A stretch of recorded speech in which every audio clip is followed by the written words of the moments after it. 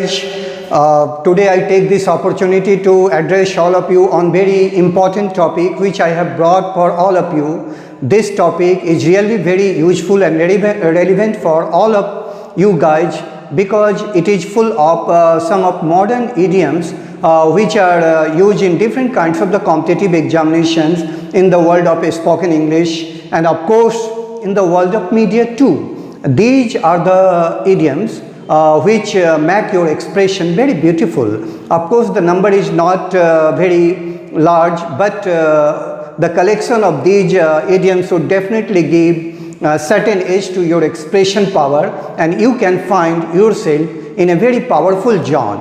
That is the reason I'm going to introduce you with some of these idioms which would definitely give cutting edge to your expression power, and I hope that after having the deeper knowledge of all these idioms and phrases, you would definitely outshine in the field of competitive world where these commonly used idioms create some problems for the students and most of the guys during their expression power because they are confused, because every idiom has got two meanings. One meaning that may appear in the front, but behind the meaning may be something different. So guys, listen to me very carefully. I would try to tell one or two sentences in the current conditions, and these words I would like to link with some of the things which are happening in today's India or in the world today. So all of you would find very useful and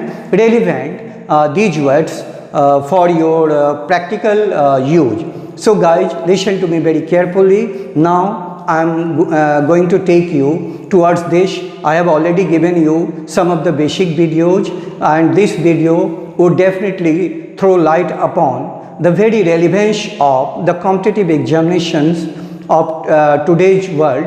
I think I have got the creativity during this time when I can't go out of outside. Then I decided to come with lots of videos for all of you, because all of you would be benefited out of my teaching who cannot come to my institute from any part of India. But there is the other way through which you can join me, and that other way is my live class that has been in continuity for the last 1 month, and any of you can join me from any part of India because I have been teaching for more than 25 years, and my marathon experience will definitely help all of you to get the deep understanding of the topic and subject. So guys, just look at the board.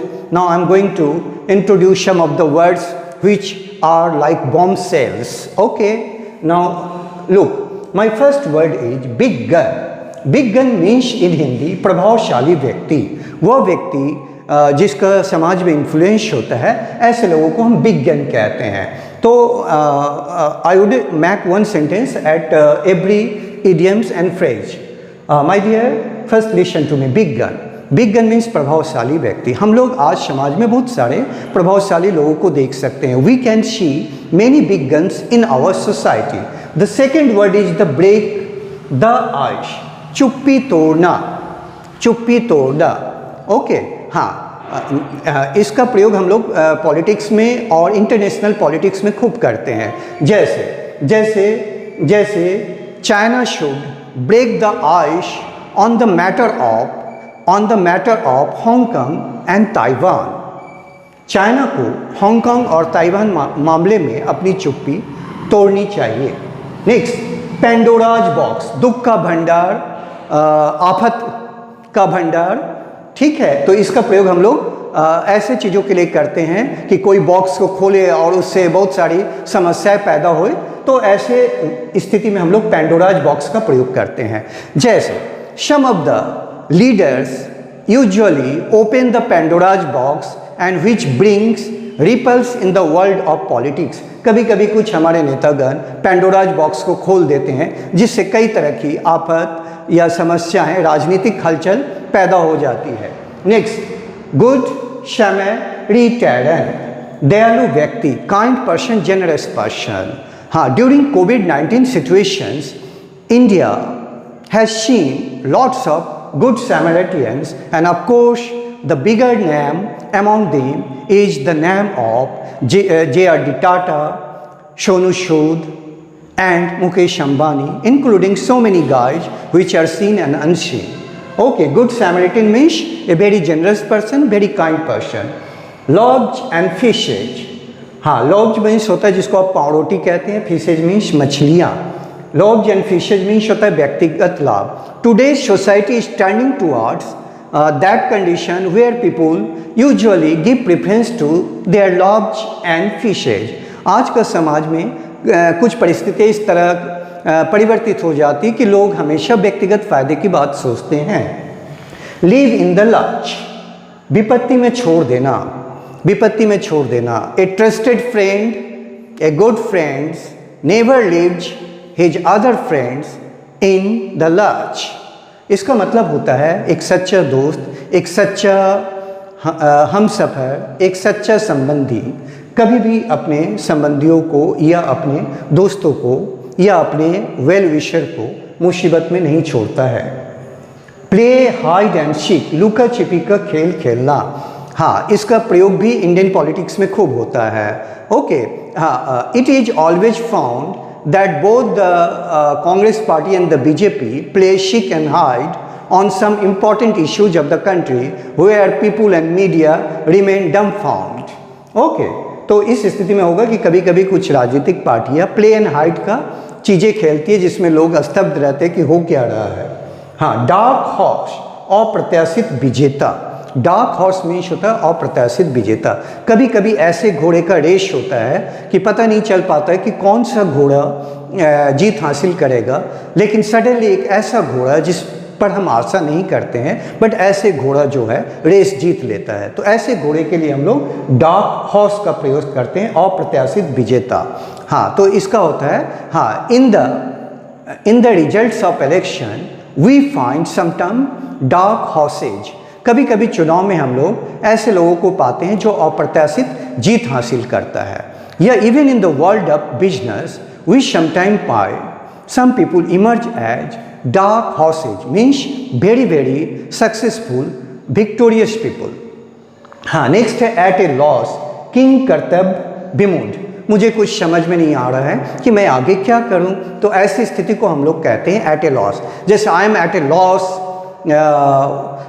During Covid situation what to do for my students and for others, but after all I have taken a decision to support my students. कभी कभी मैं शुरुआती दौर में कोविड-19 में समझ नहीं पाता था मैं अपने विद्यार्थियों के लिए क्या बेहतर करूं. जब मैं उनसे मिल नहीं पाता था तब मेरे मन में ख्यालात आई, why not to have some YouTube videos for them and start online class. So I started that. हाँ, एप्पल पाई ऑर्डर, सुनने में भी अच्छा लग रहा है. Apple pie order, apple bean shape, pie means होता है मटर, ऑर्डर मतलब सेब और मटर ऑर्डर में है. लेकिन इसका सेकंड हालत क्या होगा, सेकंड मीनिंग ठीक हालत में होना.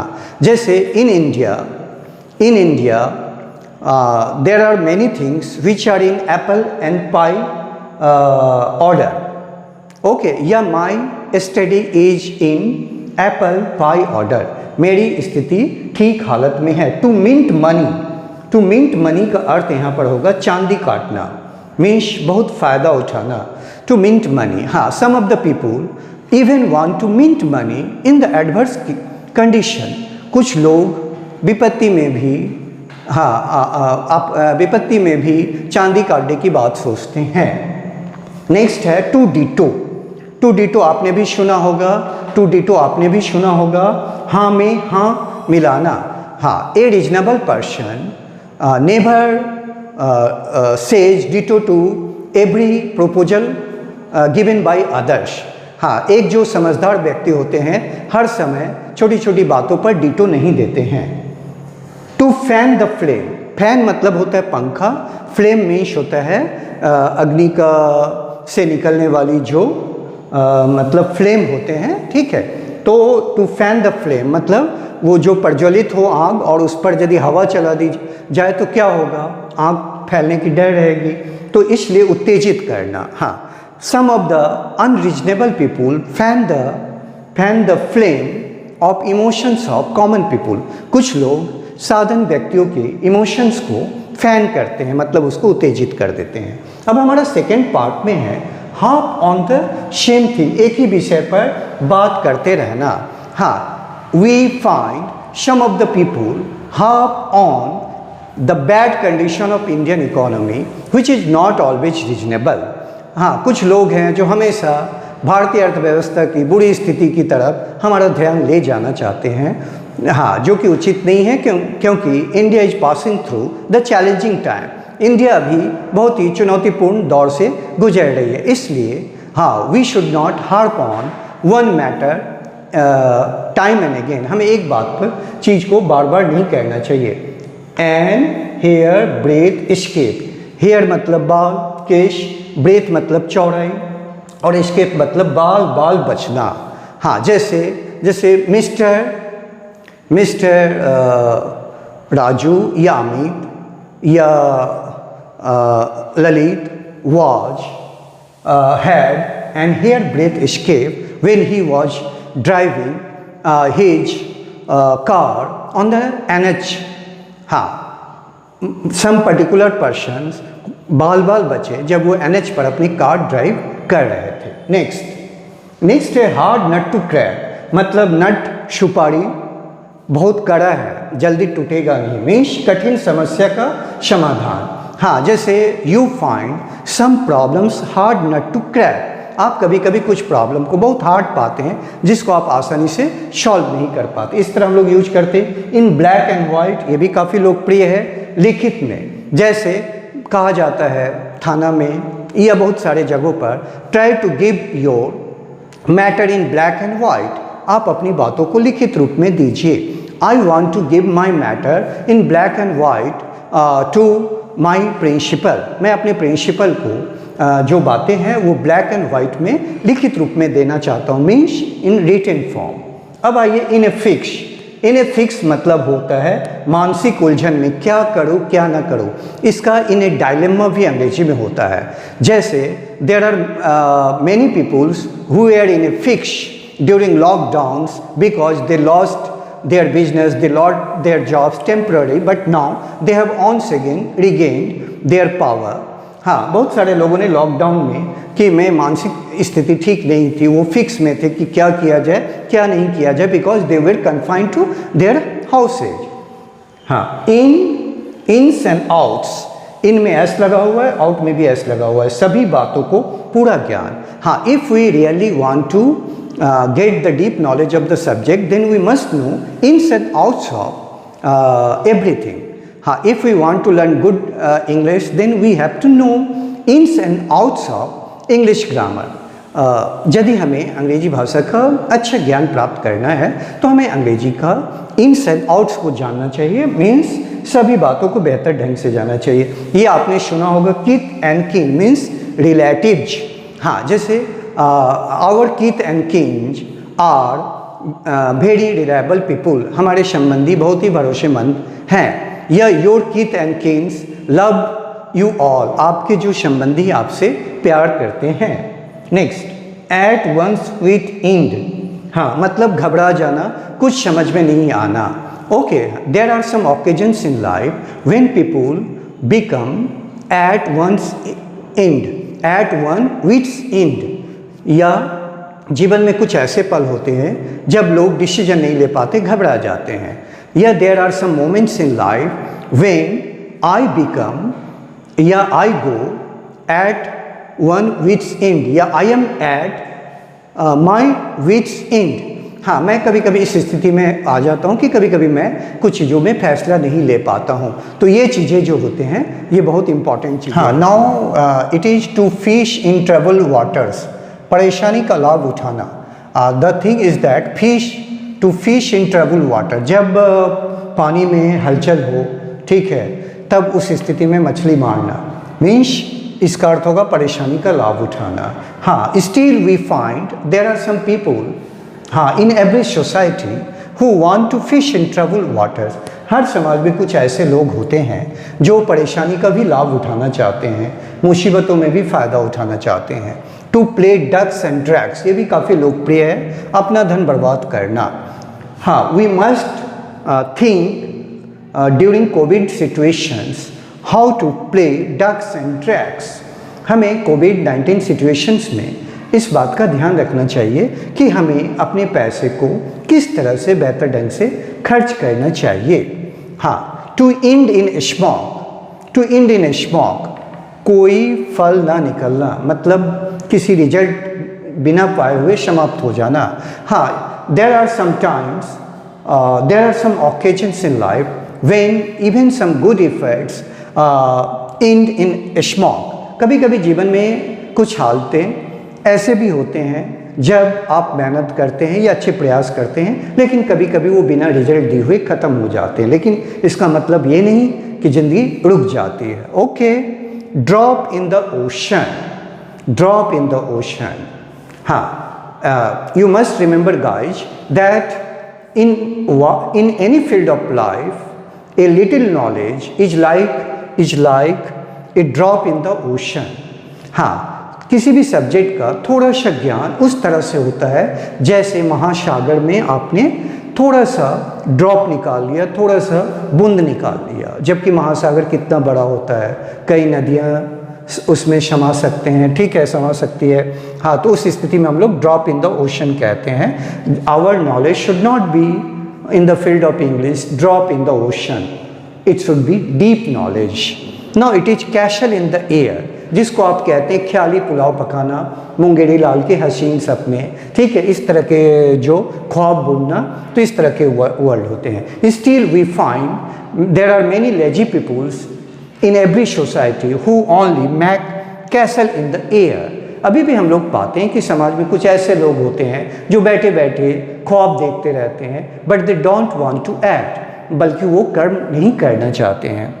हाँ, क्राई ओवर स्प्लिट मिल्क, हम लोग यूजुअली कहते हैं जब दूध फट जाता है तो फिर उसका महत्व उतना नहीं रह जाता है जितना पहले होता है। तो उसी तरह इसका सेकेंड मीनिंग क्या होता है? पश्चाताप करना, मतलब दूध फट जाए और तब सोचेगा कि नहीं दूध बेहतर हो जाए, तो फिर ये रिग्रेट करना होता है, पश्चाताप करना होता है।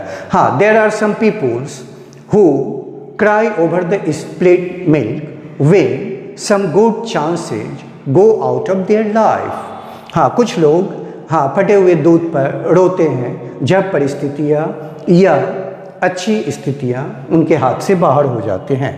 Cry for the moon, moon हमसे कितना दूर है, ठीक है। नील आर्मस्ट्रॉन्ग और बज एल्ड्रिन, दो व्यक्ति ही अब तक उस पर मून पर गए हैं, ठीक है, आगे और भी लोग जाएंगे। लेकिन एक इडियम आज से नहीं कई बरसों से हम लोग यूज करते, क्राई फॉर द मून, चांद का ख्वाब रखना, मतलब असंभव अभिलाषा, जबकि ऐसा नहीं है। हमारे दो व्यक्ति ऑलरेडी जो है चांद पे जा चुके हैं, लेकिन फिर भी इडियम के रूप में हम लोग इसका यूज करते हैं कि that there are some lovers who cry for the moon for their beloved. कुछ ऐसे आशिक होते हैं जो अपनी महबूबा के लिए चांद लाना चाहते हैं। ये जस्ट एक कहावत है माय डियर। हाँ, नेक्स्ट, बाय हुक और by crook a laborious person can do everything to achieve his dream. उसी तरह हम लोग कह सकते हैं एक मेहनती व्यक्ति जीवन में हर हिसाब से अपने मुकाम को पाना चाहता है। A hard working person wants to get his aim by hook और बाय क्रूक। किसी भी प्रकार से एक व्यक्ति अपने लक्ष्य को पाना चाहता है। एट 6 and 7, 6 जगह 7 जगह पर बटा हुआ है, मीन्स स्थिति गड़बड़ है, तितर बितर है। जैसे some of the non serious readers have their books at 6 and 7। कुछ ऐसे पाठक होते हैं जिनकी किताबें इधर उधर बिखरे पड़े रहते हैं। Next, eight the 11th hour, अंतिम क्षणों में। हाँ, in life you can get lots of decisions when you have to take such decision at the 11th hour। हाँ, जीवन में कभी कभी इस तरह की भी परिस्थिति होती है जब अंतिम क्षणों में आपको कुछ फैसला लेना होता है। Do not take major decision at the 11th hour। जीवन में महत्वपूर्ण फैसले 11th hour पे नहीं लेना चाहिए। तो माय डियर, आज के ये इडियम्स जो मैंने बताया, ठीक है, हाँ, ये बहुत नहीं है संख्या में, बट ये बहुत पावरफुल है, बहुत असरदार हैं। इनके असर मीडिया में आपके एक्सप्रेशन में, आपके कॉम्पिटिटिव वर्ल्ड में ये वर्ड्स बार बार रिपीट होते रहते हैं, और भी मैं बाद में आपको बतलाऊंगा जो आपके लिए उपयोगी होगा।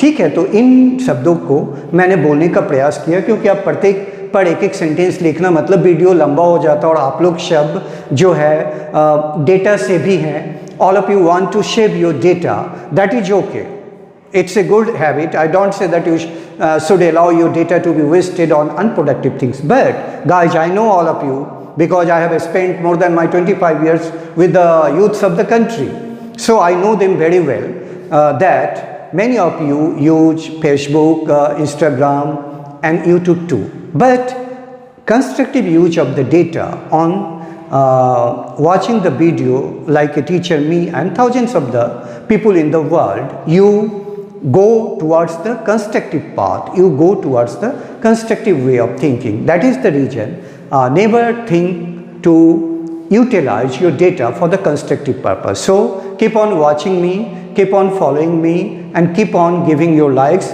And if up to today, if you haven't subscribed my channel, which is in the name of Vikas Kumar Banerjee, then you must subscribe, and my online class is in continuity. If any of you is interested, then you are most welcome to join me from any part of the world to have the benefits of the expertise and marathon experiences of my English teaching, which find thousands of the students in very coveted positions of India and of the world, and I hope you may be one of the lucky champ out of that crowd. Okay, my dear, bye bye.